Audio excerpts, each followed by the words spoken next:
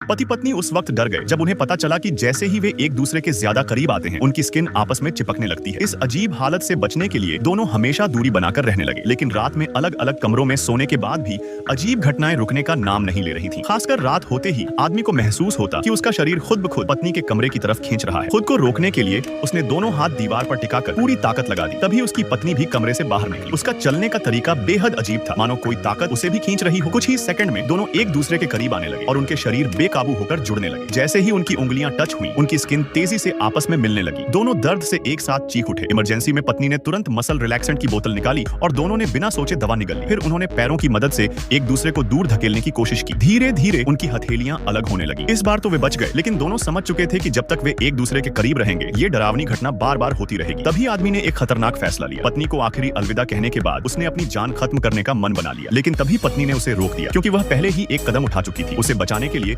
आदमी ने अपनी मर्जी से अपना हाथ पत्नी के हाथ के साथ जोड़ लिया। दोबारा जिंदा होने के बाद दोनों ने अब संघर्ष करना छोड़ दिया था और धीरे धीरे वे एक भयानक मॉन्स्टर में बदल